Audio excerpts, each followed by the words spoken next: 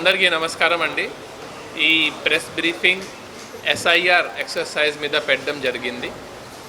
So మీ అందరికీ తెలిసిన విషయం, గత నెల 15th జూన్ నుంచి ఈ నెల 24th 7 వరకు జూలై వరకు ఈ ఎన్యూమరేషన్ ఫామ్ డిస్ట్రిబ్యూట్ చేయడం జరిగింది. ఆ తర్వాత ఆ ఈఎఫ్ ఫామ్స్ని మళ్ళీ తీసుకొని దీన్ని డిజిటైజ్ చేయడం జరిగింది. ఈ process 24th 7th last day ఉంది. ఆ రోజు ఈ సక్సెస్ఫుల్గా ఈ ఎక్సర్సైజ్ కంప్లీట్ చేయడం జరిగింది. సో ఫస్ట్ ఆఫ్ ఆల్ ఈ ఎక్సర్సైజ్ సంబంధించిన మాకు రెగ్యులర్గా గైడెన్స్ ఇవ్వడం, తర్వాత మానిటర్ చేయడం, చాలా సపోర్ట్ చేయడం, దాంట్లో మా సిఓ గారు వివేక్ యాదవ్ గారు ఎప్పుడూ కూడా మాకు చాలా గైడ్ చేశారు. సార్కి థ్యాంక్స్ చెప్తున్నాము.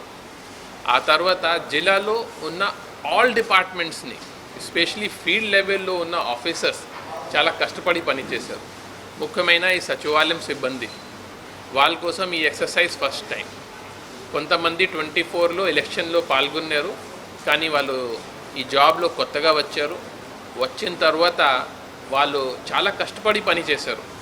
ఎందుకంటే ఇది మిగతా జాబ్తో పాటు సైమల్టేనియస్గా అడిషనల్ జాబ్గా కూడా చేయడం జరిగింది.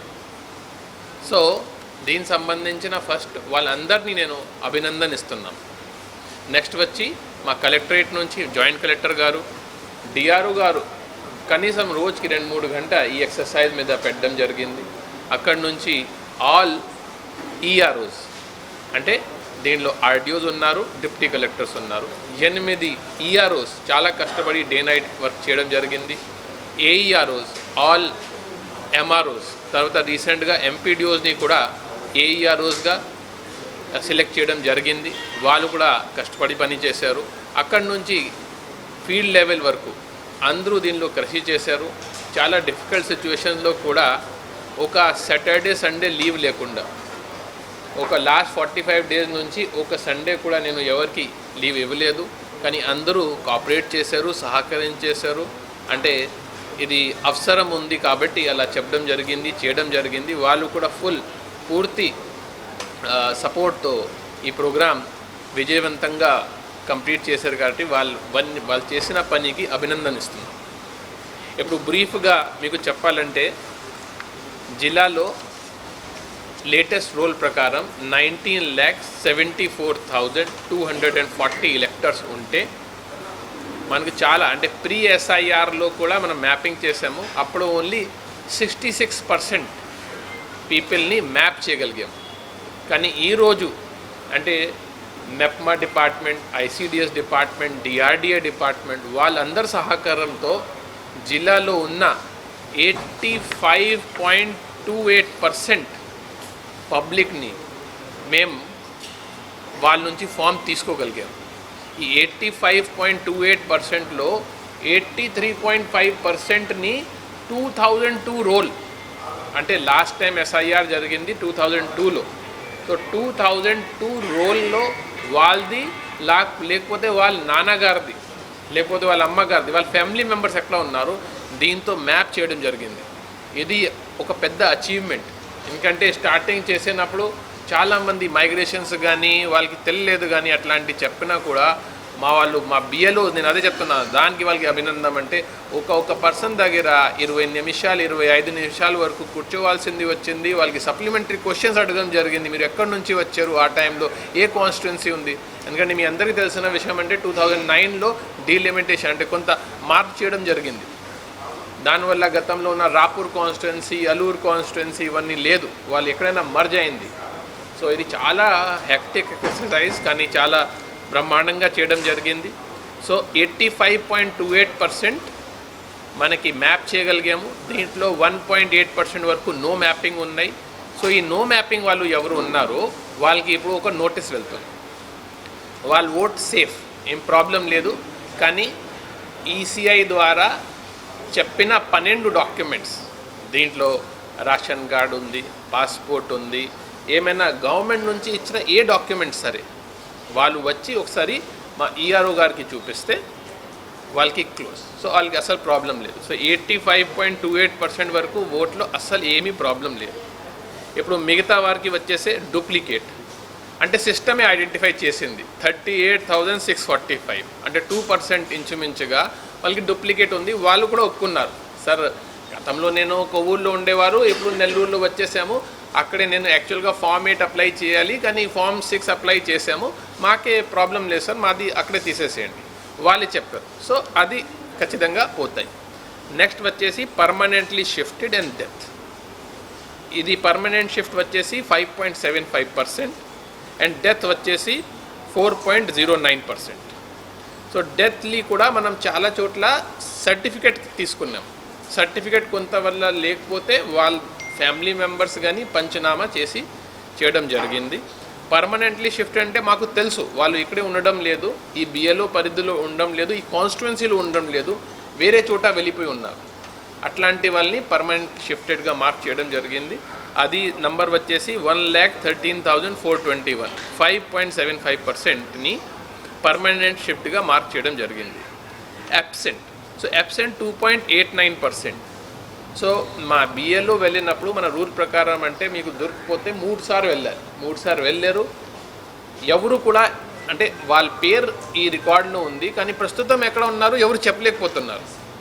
ఈ మానేసి వెళ్ళిపోయారా లేకపోతే, సో వాళ్ళని అబ్సెంట్ మార్క్ చేస్తున్నాం. అంటే మేము వెళ్ళినప్పుడు వాళ్ళు లేరు, రేపు వాళ్ళు రావచ్చు, వస్తే ఒక కాగితాలు చూపిస్తే లేదు సార్ నేను ఏదో టెంపరీగా 10 months కోసం కువైత్ వెళ్ళాము, లేకపోతే బెంగళూరు వెళ్ళాము, ఇక్కడే రెంట్లో ఉండేవారు, సో కానీ నాది నెల్లూరే, అలా చూపిస్తే వాళ్ళు ఏ రోజు వచ్చినా ఇది చూపిస్తే వాళ్ళ ఓట్ రీస్టోర్ అయిపోతుంది. కానీ ప్రస్తుతంగా వాళ్ళు ఏ వార్డులో ఏ బిఎల్ఓ పరిధిలో నమోదై ఉన్నారు ప్రస్తుతం అక్కడే లేరు కాబట్టి అబ్సెంట్. వాళ్ళు ఎప్పుడు వస్తారో అప్పుడు వాళ్ళకి మళ్ళీ రీస్టోర్ అయిపోతుంది. సో ఇలా చూస్తే 85.28% మాకు రిటర్న్స్ వచ్చినాయి, 5.75% permanently shifted, 4% death, 2.89 absent, duplicate 1.96%. ఈ తర్వాత ఇప్పుడు నెక్స్ట్ మనం 1 month అంటే ఇప్పుడు మన ఇచ్చిన టైం ప్రకారం 31st వరకు ఈ డ్రాఫ్ట్ పబ్లికేషన్ అంటే ఇప్పుడు ఒక డ్రాఫ్ట్ రోల్ తయారు చేస్తున్నారు అందరూ ఈఆర్ఓస్. సో 31st నాటికి అది రెడీ అయిపోతుంది. ఆ తర్వాత ఈ డ్రాఫ్ట్ పబ్లికేషన్ మేము డిస్ప్లే చేస్తాము, వెబ్సైట్లో వస్తుంది. తర్వాత మన దగ్గర 8 రిజిస్టర్డ్ రికగ్నైజ్ పార్టీస్ ఉన్నాయి, వాళ్ళకి ఈ ప్రింట్అవుట్ చేసుకొని వాళ్ళ చేతికి ఇవ్వడం జరుగుతుంది. తర్వాత వాళ్ళకి పెన్ డ్రైవ్ కూడా ఒకటి ఇచ్చేస్తాం.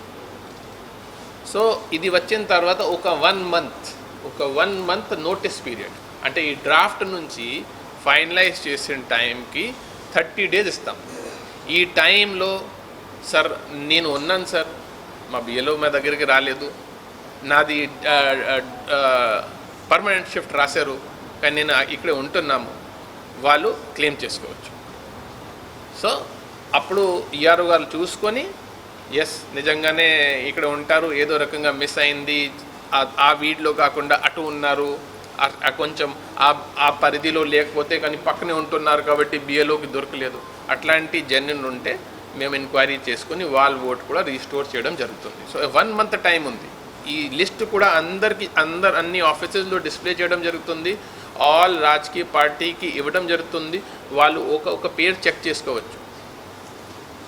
సో చాలా క్లియర్ కట్గా చాలా ట్రాన్స్పరెంట్గా ఇది షేర్ చేయడం జరుగుతుంది. నెక్స్ట్ ఇప్పుడు ఒక 1 month అయిన తర్వాత అప్పుడు మేము ఫైనల్ లిస్ట్ కూడా ఇవ్వడం జరుగుతుంది. ఈ మధ్యలో ఇంకోటి అంటే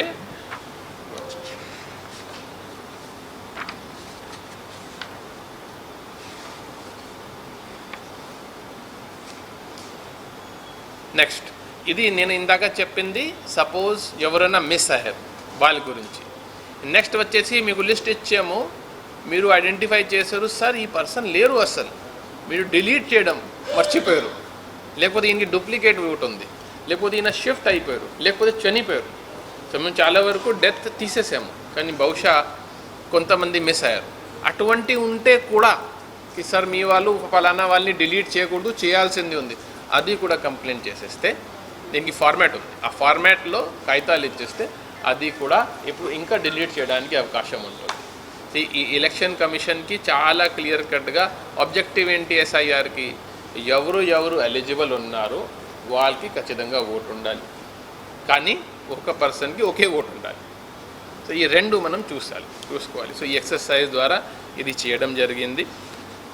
నెక్స్ట్ మీ అందరికీ తెలిసిన విషయం ఉంది, ఇప్పుడు ఎలా నేను మీటింగ్ పెడుతున్నాము, ఈఆర్ఓస్ కూడా ఇలాగే మీటింగ్ రాబోయే రోజు డ్రాఫ్ట్ పబ్లికేషన్ ద్వారా వాళ్ళది కూడా మీటింగ్ పెట్టడం జరుగుతుంది. అది అయిన తర్వాత ఎవరికి ఏమి అబ్జెక్షన్ అయినా సరే వాళ్ళు కన్సర్న్ ఏఈఆర్ఓని తర్వాత ఈఆర్ఓకి వాళ్ళు ఇన్ఫార్మ్ చేసుకోవచ్చు. ఒకవేళ వాళ్ళు సరిగా రెస్పాన్స్ చేయకపోతే నా దగ్గర డైరెక్ట్గా రావచ్చు.